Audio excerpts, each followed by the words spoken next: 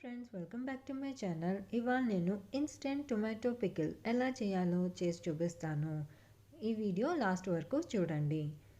First pan పెట్టేసి 15 grams లేదా 1.5 table spoon ఆవాలు నూనె లేకుండానే వేయిస్తున్నాను. చిటపటలాడుతున్నప్పుడు వెంటనే నేను మిక్సీ జార్ తీసుకొని అందులో వేసేసాను. నెక్స్ట్ 8 గ్రామ్స్ లేదా 3/4 టేబుల్ స్పూన్ మెంతులు నూనె లేకుండానే వేయించి మిక్సీ జార్లోకి వేసేసాను. ఆ తర్వాత స్మూత్ పౌడర్లోకి గ్రైండ్ చేశాను. మళ్ళీ ప్యాన్ తీసుకొని అందులో 4 గరిటెలు నూనె వేస్తున్నాను.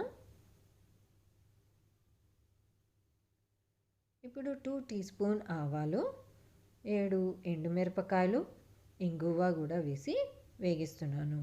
వేగిన తర్వాత స్టవ్ ఆఫ్ చేసేసి ఆ బాండీని చల్లార్చడానికి పక్కన పెట్టేశాను. ఇప్పుడు ఇంకో బాండీ తీసుకొని 3 గరిటెలు నూనె వేస్తున్నాను. 1/2 కేజీ ఎర్రగాను గట్టిగా ఉన్న లోకల్ టొమాటోస్ కట్ చేసుకొని వేగిన నూనెలోకి వేస్తున్నాను.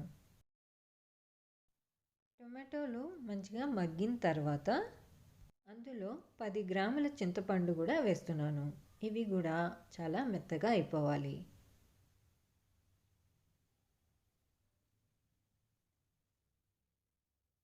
చూసారు కదా, చింతపండును టొమాటోలు మంచిగా బాగా మెత్తగా అయిపోయినాయి.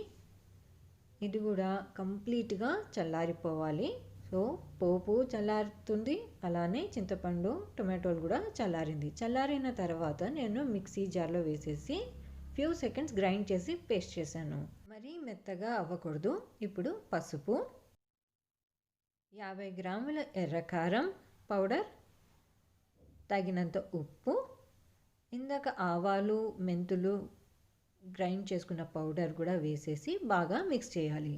ఇందాక ఆల్రెడీ మనం పోపు రెడీ చేసుకున్నాము, అది కూడా కంప్లీట్గా చల్లారిపోయింది. అది కూడా వేసేసి మిక్స్ చేశాను. అయిపోయింది, టొమాటో పికిల్ రెడీ అయిపోయింది. సో ఈ విధంగా మీరు చేసుకోవచ్చు. ఇలా చేసుకుంటే మీరు టొమాటో పికిల్ 3 నెలల వరకు కూడా పాడవకుండా కూడా ఉంటుంది. సో నేను చూపించిన ఈ రెసిపీ ఒకసారి ట్రై చేసి చూడండి. నా వీడియో నచ్చితే లైక్, షేర్ అండ్ సబ్స్క్రైబ్. మళ్ళీ వేరే వీడియోతో కలుస్తాను. అప్పటి వరకు బాయ్.